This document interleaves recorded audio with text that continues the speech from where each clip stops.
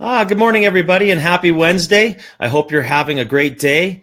My name is Jade Alberts, and we are live from Calgary, Alberta. I'm a business strategist that focuses on business and brand development. And if business needs to be rejuvenated or a boost, please give me a call before it's too late. My Telling It Like It Is topic today is social media communication, and Addyson Zhang is my guest from Stockton University, based out of Seoul, South Korea. Thank you for joining me. How are you today? Oh, I'm doing great. I just woke up from a quick nap so that I can stay alert and great and share good content and offer some value. Oh, there's no doubt you'll offer lots of value. I guess what I want to know is, like, the Olympics are about a month over. Were you able to take in any of it? Not really. Because we were not so prepared. We should have got tickets like way earlier, but we didn't. And but like we really enjoyed the atmosphere. And I think when the Olympic was going on, I was having a trip from Seoul to San Diego. So where I was sitting on the airplane, there was a gold medalist right behind me. So that was quite Really? amazing. Yeah, I was like, oh, wow. That is pretty cool. I took quite a few pictures of him. It was exciting. Yes. I know it was exciting. We watched it a lot on TV, which was awesome. We love the Olympics. It's always something that's very nice. Absolutely. Yeah. Well, I'll give a little introduction for here. She's a professor of communications at Stockton University, and in my opinion, one of the great social influencers today that are sharing their knowledge. As an educator, she connects the dots between technology, social media, and education. She believes in using technology to affect positive changes in higher education. She also hosts a weekly Facebook Live show, which is on Wednesdays as well, today at 5 p.m. Eastern, and it's Classroom Without Walls, using technology to reimagine education. Social media and technology play a huge role in changing our society, and we need to teach and interact with the students. So that is quite amazing. And I guess rolling into our first question, what do you teach these kids today about the marketing strategies and how to properly use social media? Yeah, that's a great question. There are several things I teach, and I can share some of the fundamental principles. And one thing is, I want to make sure that my students understand, technology, there are always like apps and tools. Those things, they come and go, and the social media, the digital marketing world is changing so fast. It is very important that they become lifelong students. So that is something I make sure that my students understand, even though they may learn a tool here or there, how to use certain apps, for example, in my class. But by the time they graduate, that app may have changed a lot or may have become irrelevant. So it is so important that students, they become lifelong students. They know how to gather, how to synthesize information. So this is very crucial to me. And also, I want to make sure that my students understand that in this day and age, as our friend Gary Vee discusses, all of us need to operate like a media company, and they need to start become content creators and also learn how to strategically distribute the content that they have created. So producing content and distributing content, those are some things that are very important to me as a teacher. I want to make sure that they learn, they understand, and they develop that habit to constantly, generating stories and producing content and documenting their journey. And also, we make sure to discuss data and numbers and analytics. So at least they don't have to become data scientists, but at least they need to learn the basics, even for our Facebook show, look at Facebook insights, look at engagement rate, and use data to make informed decisions. So those are a few things that I want to make sure that my students have a good handle of. Oh, that's so true. As you say, apps come and go, but as we all say, content is king. And having a business, having a plan ready for your social media strategy is so important in today's world. That's a great point. I guess people are scared of social media. Well, maybe let me rephrase that. They don't know how to use it properly. What are some of your training tactics or things you teach? Yes, my number one tip of advice is really like discovering your why. You know, why you want to be on social media, how your social media presence is going to move you forward and closer to your end business goals. Like so many of my students or people I help, they approach me and say, oh, I need to do this or I need to do that. It's like, why? You know, like, I don't know, because you are doing it, he's doing it, but like, why are you doing it? You know, what is your business goal? Where is your audience?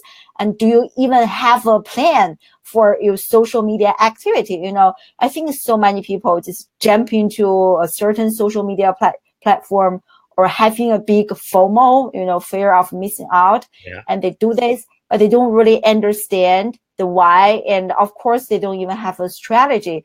Like last week, for my own Facebook show, I interviewed Julia McCoy. I don't know if you follow her. She's an amazing content marketer. So she shared with me, like, so many people just jump into content creation without having a strategy, without having a plan. They don't know like keyword search or like maybe have some basic understanding of search engine SEO and all those things. And no wonder nobody can discover their content. So I think the number one tip is that you really need to understand your why and then go from there, know your goals and where you want to see yourself in a few years in terms of accomplishing your business and how your social media presence is going to help you. Oh yeah, and I think Julia has one of the best Twitter chats out there as well. I'm always participating in it. I mean, you can always learn so much from always be learning from Twitter chats and people like yourself to make sure that you do have the plan that works for you, because what works for Jade Alberts might not work for I. So it's something that you definitely have to put some time and thought into what you're doing. Exactly. Yeah. So I guess you can't be everywhere with all platforms. Which ones do you find work the best? I mean, I guess it's different for everybody, but are there any new ones that might be up and coming? Like I heard about Avera might be a new platform that's making some waves. Yeah, definitely. And I think for me, I think that's how we connected is on Twitter. I am a big fan of Twitter. I really love, so many other places, and even on Twitter, you can generate you can schedule content, and you can just using Buffer or so many third-party tools to schedule content. But what I love the most about Twitter is the real-time interactions. You and I think we interacted quite a few times on Twitter, through Twitter chats. So I just love that. And Twitter is so public. You and I, we don't need to have any prior interactions or connections before we connect on Twitter. No, if I want to get a hold of you, I can just send you a tweet. I can get a hold of you. I think to me, that is just so powerful. And the power of hashtag, using that to connecting with people. I can't tell you how many people I got connected with through Twitter, it is still my number one favorite social media platform. Well, that's it. I mean, I'm on Twitter a lot and I interact, and obviously you and I have met there, and I even gone to the next level when I travel. I was in Houston. I met up with Chevelle and a few other people as I travel. When I'm going to Toronto here, I'm going to hook up with. I've got a couple appointments made up, and again, all these people our initial contact was on Twitter, and we've developed a very good relationship on with business and without, and it's so important to keep these relationships going, in the real world, not just on Twitter. Exactly. Especially when you just first connecting with someone, Twitter is such a great way. And if you want to deepen the connections, maybe you can go to Snapchat or some other places to do video chat. But I think to get started, Twitter is such a great way to connect with strangers, people you have never ever met before. It just doesn't feel like you are stalking this person. It just feels okay to do that on Twitter. Oh no, I agree. I like Twitter. I love it. So yeah. So in terms of some upcoming tools, I don't have any specific, but I do think like live video is becoming really popular, and it's such a great way to humanize who you are. We were talking about this before we went live, Yes. to be authentic. I'm just so hungry for content that is authentic. It's not so well polished, but that allows you to know who your audience is, whom you are talking to. Like now I see you. It's just like a totally different, so refreshing in Yes. today's like content marketing world where there's like this so much, but when you like a video can bring you to a next level connection that is almost otherwise impossible through like text or other things. Yeah. So I really love it. And of course, virtual reality, all those things, how they are affecting like social media marketing. We are in this experience of economy, and definitely keep a close eye on like VR, AR, like, MR. Yeah. Definitely. Yeah, I know. I tell my clients all the time, I have my 3 Bs: be yourself, be honest, and be authentic. I mean, it's something that you have to be in today's world. Yeah. I guess and when I do work with some of my clients, some of them are scared, it's step outside your comfort zone type thing. And I spend a lot of time helping them with this. I guess, what advice do you have for people that are, maybe just wanting to put themselves out there or just getting started to do live video? Yeah, definitely. I think some of my advice is like take baby steps, like even for myself, I don't even remember how many times I did live streaming interviews or shows. And but every time before I went live, I still need to pump myself, hey, you can do this. This is great. Yes. I think it can be really intimidating, and I'm 100% extrovert. I enjoy being exposed, but still, I need to prepare myself. So I think, I just think for people, it's just like take baby steps. Maybe live video is not something that you are comfortable with right now. So maybe you can start with wherever you are. I think all of us, we are on at least one social media platform, right? So maybe that can be your starting place. Maybe it is on Twitter, or maybe it is on Facebook, or maybe it is on Instagram, and go slowly. Almost every single social media platform nowadays allow you to do video. So maybe you can start with doing like a private video with your close friend, and then from that, and you just like transition to like bigger stages. And I started video, I think, on Snapchat. When Snapchat was really popular a few years ago, I was snapping a lot. So I think that really trained me to be comfortable with camera and talking to people. And after that, I think I moved to Facebook Live. I didn't directly go to Facebook Live. So I started with something that I feel like, okay, this is something I can do. And like slowly and gradually, you are going to move outside of your comfort zone. But I think you kind of need to start with something that you feel comfortable with, and then go beyond that. Oh, very, very. I mean, that is just excellent advice, and I 100% agree with it.